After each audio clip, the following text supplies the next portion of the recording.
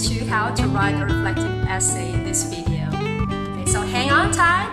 Let's get started. How to write a reflective essay. Reflective writing involves the thoughts of the author regarding a piece of literature or phenomenon. In addition to being reflective and logical, you can be personal, hypothetical, critical, and even creative, because reflective writing courses through your thoughts as the writer. This is the reason why reflective writing is mostly subjective. With that being said, this only means now that you can make connections about your experiences rather than solely drawing on academic evidence, which may tend to be so uptight. However, experiences alone without connections tend to make your writing plain and may not be of substance. It is how you connect experiences to relevant information, leading to values and new learning, that would make up a successful reflective writing. There are two types of reflective writing: experiential and reading reflection. Let's talk about experiential reflection first. This is a type of reflection which allows you to ponder your experiences and evaluate it in relation to theories applied. Which means that if you have topics about some theories or perhaps some values that you were talking about in your class, you're going to use your experiences, evaluate them, to connect them to whether or not the theories were applied, or the values were lacking, or the values are not found there, or the theories were misused. That is how you're going to talk about your experiences in relation to some theories or values or whatever foundations of a subject matter that you're talking about in your class. Now, for reading reflection, this is the type of reflection which asks you to write about your opinions about the text read, to make assumptions and how they affect your interpretation. This video is focused on talking about the format of how to write a reading reflection. You're going to write a reflection of a certain text or a selection that you have read about, or a story or an essay or any article that your teacher asked you to read about, to write a reflection about it. So this video is going to answer the question, how do I write a reflective essay? You can write a reflective essay by being descriptive. So that means you're going to outline what is being talked about, certain ideas that revolves an article perhaps, or a certain phenomenon or agenda that revolves around a certain story or selection that you're reading. You provided information to answer the what, the when, or the who. But information itself, or information alone, will not make you descriptive, but you have to use adjectives to paint it, add emotions perhaps, to add some depth in it by using adjectives. Just plain facts will not carry any description at all. So you discuss your perceptions of the literary piece. Literary piece could be the story, the essay, or the article that you're reading. You can talk about which character might have struck you as a role model, which of the characters could be a hero or the evil. You can also discuss about questions that you have about the events in the story. There must be some events or circumstances in the story or whatever reading you have that triggered you to ask a question. So you can discuss that if you want to be descriptive. You can also discuss your experiences, ideas, observations, and how they relate to the course of the topic. You can also write a reflective essay by being expressive. You could always begin your expression of how you feel by saying, I feel that the character should have been, the story should be like this and that. Or you can start by saying, I think that the author's purpose for this story is this and that. I think that the character's display of emotions is this and that. I noted that every man should have this and that, and you discuss it all throughout using those sentence starters. I feel I noted, and many more sentence starters. You can talk about what you found confusing, inspiring, difficult, or what is interesting in the story. And of course, you need to explain why. Explain why, because it's not enough that you say, I'm confused, I'm inspired, wow. Oh, that's difficult. You cannot just say that, because you need to talk about it. Talk about what you are confused about, talk about what is inspiring. That's why it's called discussion.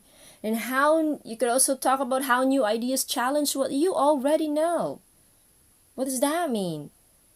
That would mean your prior knowledge. There are many things in this world that we already know. But here comes a new knowledge, a new information. You try to relate them. Are they congruent? Are they parallel? Or are they contradicting? Or are they similar in some parts, contradicting in other parts? You discuss that. In writing a reflective essay, you could also be analytical and explanatory. So you care to explain and analyze how things are. Explain how, why, and what if. Analyze in a sense that you're going to break down each component, break down the details to give a thorough analysis, a thorough evaluation. You can talk about experiences, ideas, and observations you have had and how they relate to the story. So this is now how connection and relevance being put together in your essay. As I always say, when you read and you do not relate to it, or you cannot put this into perspective how it is in the society, then what we are reading is just useless. We could also talk about possibilities, speculations, hypotheses, and solutions.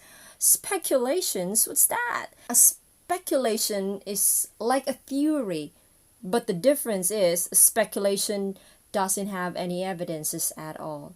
Speculation is just like your hunch. Hypothesis, on the other hand, that is like an intellectual guess.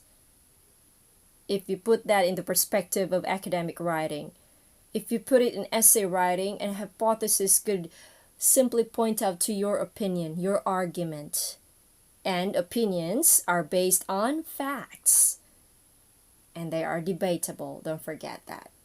And of course, you know, solutions and possibilities. Possibilities that contains what ifs. What if it happened like this? What if it didn't happen like that? Talk about it.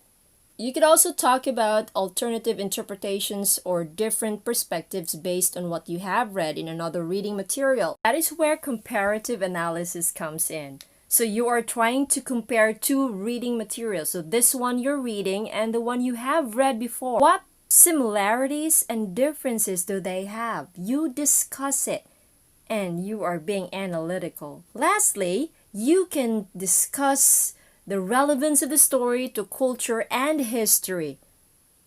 This is my favorite part, actually. I always challenge myself to see the relevance of what I am reading to what is going on now, what was going on then. And thus, we get values to what we are reading. We are taught values because we discover them as we analyze, as we relate to it. Now, here are the components of the reflective essay. Yes, it is an essay, therefore it must contain an introduction, a body, and a conclusion. In the introduction, this is where you can be expressive and descriptive. So you give an overview of how you feel about the story or whatever that is you're reading. Ignite possible connections to the real world. Ignite, but don't talk about it yet. Don't discuss it, just ignite. Just kindle that flame in the introduction. And don't forget that the introduction, this is where you motivate your readers to read. You compel them to read more. So your introduction is a teaser. You be descriptive, but don't be wordy. By wordy, I mean that do not put a lot of information in the introduction. Do not put a lot of discussions in the introduction. You can spare that, reserve that in the discussion for the body. Next component is the body of the essay. This is the core of your essay. This is the substance, the meat of your essay. So this is where you discuss further what you have presented in the introduction. Always provide evidence for your arguments. Evidence may come in forms of facts. It could also be in the forms of thorough discussion. So thorough discussion plus a bit of facts. That means in this part of the essay, you are trying to be analytical and explanatory. This is also where I would want my students to write, discuss, and explain the connections, especially in society, in culture, in history. This is the part where analysis took place. I would expect my student to be descriptive, be expressive, be analytical, and explanatory in the body. So how do we write the body exactly? How do we make the foundations for the body, since there are things that I need to discuss? So here you can start by putting everything in a matrix so that you'll be guided on how or what you're going to talk about in the essay. So as you have read, you already have written there the possible information or possible subjects that you want to discuss. Let's say, for example, this matrix. This is for my grade 7 students who are to be writing a reflective essay about the story My Brother's Peculiar Chicken. So this is Philippine literature. So I have there 5 columns. First column in this matrix, these are the indicators of what it is that I want to talk about or what I want my students to talk about in their essay. So I have there 4 components. But in your case, you can actually just choose. You decide what components you want. But in my case, in my students, if you're my student, this is what I want you to write about. So, culture or tradition in between husband and wife, culture and tradition shown in gambling and entertainment, or the status in society, or about table etiquette. So my students are going to find those scenes from the story so that they can talk about it. For husband and wife, that is the part when the husband or the father in the story insisted that the chicken was a hen. And relevance to history, culture, and traditions. Patriarchal family tradition, putting the father to have the last say over family matters. And for my opinion, mothers must also have a say, especially in family matters. For additional evidence, most mothers now also work to help support the family.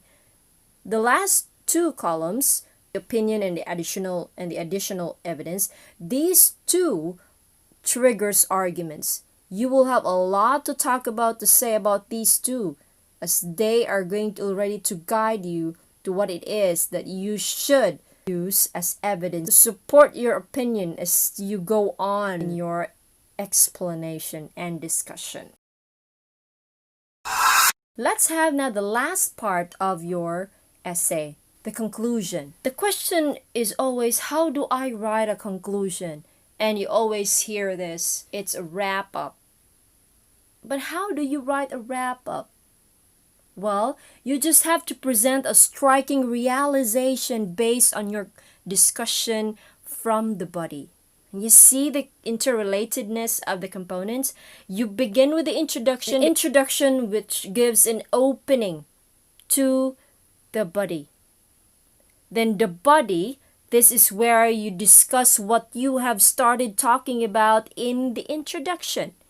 And the conclusion, this is where you talk about what you have realized from the discussion you made in the body. That's how the elements or the components of any essay is made of. For the conclusion, you can be expressive still. You can be analytical and explanatory, but at a minimum level. Why minimum level?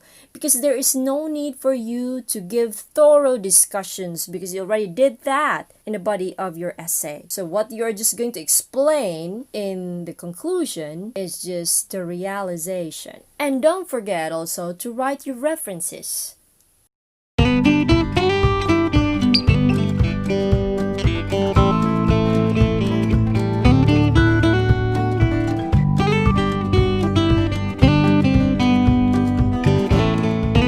That's it for now. Ta-ta! See you in my my next videos.